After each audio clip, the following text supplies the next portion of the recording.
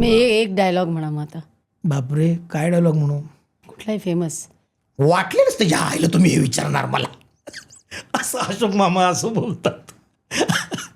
मी पहिल्यांदा जर का कोणाचा आवाज काढला असेल तर तो अशोक मामांचा होता. मला असं, आणि मला इतकं भारी वाटत होतं. मी त्या दिवशी दिसत पण अशोक मामांसारखा होतो. हो, तुम्ही थोडे दिसतात असे, आहे ना. हो. माझं करिअर अशोक मामांसारखं झालं ना, बास बास, काय हवं. आपण ज्याला देव मानतो त्याच्यासारखं आपलं करिअर झालं, काय हवं आयुष्यात. तुमच्या प्रेक्षकांमध्ये ना बरेच असे बॉलिवूड स्टार्स पण यायचे, म्हणजे सलमान खान, शाहरुख खान, त्यांच्याबरोबरच्या काय आठवणी आहेत का? शाहरुख खान पहिल्यांदा येणार होता ना, एकतर मला इतकं ब्लेस्ड वाटतं की एक काळ असा होता, जर का महाराष्ट्रात तुम्हाला सिनेमा पोहोचवायचा आहे तर चला हवा येऊ द्या शिवाय पर्याय नाही. त्यामुळे जेवढे बॉलिवूडचे आर्टिस्ट होते, तुम्ही नाव घ्या, ते सगळे चला हवा येऊ द्याच्या रंगमंचावरती येऊन गेलेले आहेत. चला हवा येऊ द्यामुळे त्यांना बघता आलं, त्यांच्याबरोबर बोलता आलं. खूप मोठी दरी असते ना, ती डायरेक्ट चला हवा येऊ द्याने सपाट करून टाकली होती. मग कळलं की अरे ती पण आपल्यासारखीच माणसं आहेत, माणसांसारखी साधी माणसं असतात ती पण. पण शाहरुख खान पहिल्यांदा आला होता ना, काय त्याचा रुबाब होता तुम्हाला सांगतो. तर आम्ही आपल्या खिडकीतून लपत लपत तिकडनं ही गाडी आली, गाडी आली, ही गाडी त्याची. तर फार भारी वाटलं होतं. शाहरुख खान आला तेव्हा मला फार जबरदस्त वाटलं होतं, खूप मजा आली होती. किंवा सलमान खान आला होता तेव्हा त्याच्या माणसाने आम्हाला सांगितलं की ते येतील आणि ते तासभर थांबतील आणि तुम्हाला तुमचा कॉन्टेंट काढून देतील, रिॲक्शन बिॲक्शन देतील, आणि त्यांना नाही आवडलं तर ते 1 तास थांबून निघून जातील. मग आम्ही विचारलं की आणि त्यांना आवडलं तर माहीत नाही. म्हणजे तर मग काय माहिती नाही त्यांना आवडलं तर. 5 तास तो माणूस होता. आमचं शूटिंग संपल्यानंतर सुद्धा तो माणूस थांबला होता. काय खरी म्हणजे कलेची आदर, आणि असं त्याला आवडलं त्याला खूप आवडलं की ही मुलं काहीतरी करतायत, त्याला ते आवडलं. मला खरं तर तुमच्या सर्व काहीच्या निमित्ताने मला रितेश देशमुख सरांना थँक्यू म्हणायचं आहे.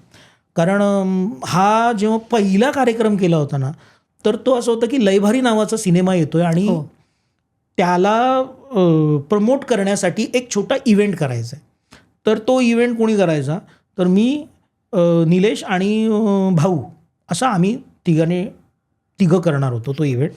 आणि कोणाला घ्यायचं तर म्युझिकला तुषार देवला, ऑफकोर्स तुषार, कारण आमचा मित्र होता तुषार. तर असं आम्ही तो करायचा ठरवला एक इव्हेंट. आणि तो इव्हेंट 1 तासाचा एक एपिसोड हवा होता, तो झाला 3 तासाचा. मग त्यांनी ते 2 एपिसोड केले त्याचे. आणि रितेश सरांना तो इतका आवडला कार्यक्रम की रितेश सर म्हणाले, तुम्ही हाच शो का नाही करत, ह्याचाच शो का नाही करत तुम्ही. आणि झी मराठीने ते गांभीर्याने घेतलं आणि समहाऊ हवा येऊ द्याचा जन्म झाला. याला कारणीभूत रितेश सर आहेत खरं तर. असा त्याचा इतिहास. हो, रितेश सरांमुळे हवा येऊ द्या जन्माला आलं. सो कधी पण ते दिसले की एक मला ग्रेटफुल असं आपल्याला एक भावना असते ना, मला सरांविषयी ती भावना आहे.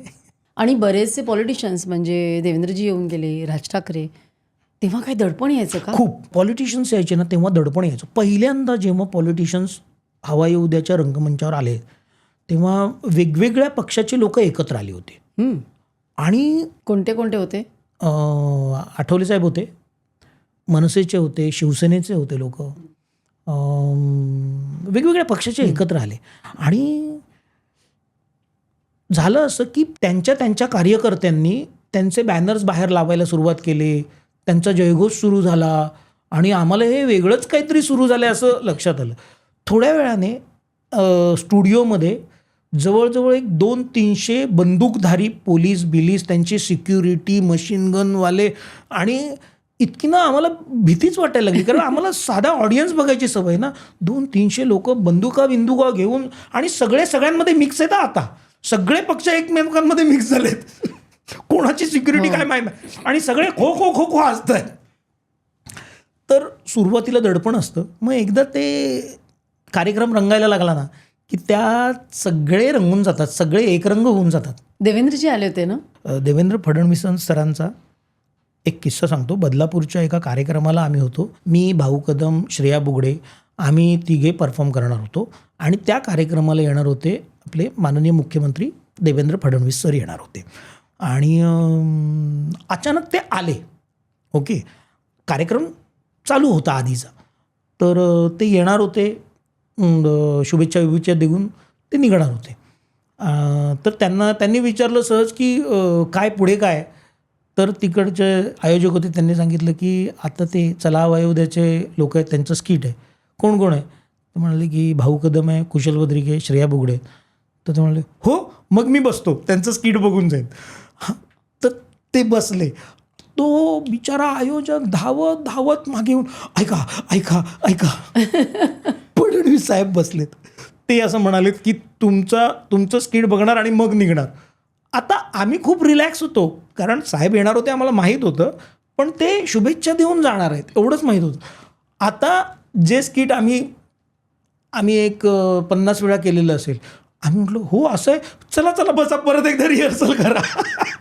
तर मागे एक धाकधूक असते ना. इतका मोठा व्यक्ती आपल्यावरती इतकं प्रेम करतो, एक दडपण येतच. तुम्ही असे रेफरन्स देऊन काहीतरी असं इम्प्रोवाइज करता का, समोर कोणी अशी मोठी व्यक्ती असली की? असं कधी घडलंय का? खूपदा घडतं. सांगा ना. अरे काय मी तुम्हाला सांगू. अहो, आमचं एक स्किट आहे, मी आणि श्रेया करतो. त्या स्किटमध्ये ना एक असं आहे की टक्कल या विषयावरती एक प्रसंग सुरू होतो की टक्कल तर तिचा मिस्टर हरवलेला असतो आणि तो बिचारा टकला असतो, असं तिची कंप्लेंट असते. आणि त्याच्यावरनं मी ऑडियन्समधले केस नसलेले व्यक्ती शोधतो की हा आहे का तुमचा मिस्टर, अहो तो बघा तो टकला दिसतोय असं. तुम्हाला मी सांगतो, मी ना ज्याला उठवलं ना तो DCP होता. हो, बापरे. आत्ता नागपूरच्या कार्यक्रमात मी ज्याला उठवलं तो CO होता. हो, अहो मी तुम्हाला DCM होता. हो, मी काय म्हणजे तो माणूस ना धावत विंगीत सर नको, आमची नोकरी जाईल, सर नको गाप म्हटलं. आणि एकदम मी माझ्या ह्याच्यात, आणि नंतर मला कळलं ओळख. म्हटलं ओ सर मला क्षमा करा सर, सॉरी. नाही, आम्ही खूप एन्जॉय केलं. थँक्यू. पुढच्या वेळेला सगळे लोक विग घालून येतील पुढच्या कार्यक्रमांना. आता मी म्हणतो की मला सांगा, आणि पहिल्या 2 रांगांमध्ये मी जातच नाही, मी त्याच्यात पडतच नाही. सो असेही प्रसंग घडतात. ही क्लिप जर तुम्हाला आवडली असेल तर संपूर्ण पॉडकास्ट बघण्यासाठी सर्व काही पॉडकास्ट चॅनलला भेट द्या आणि सर्व काही प्लसला सबस्क्राईब करायला विसरू नका.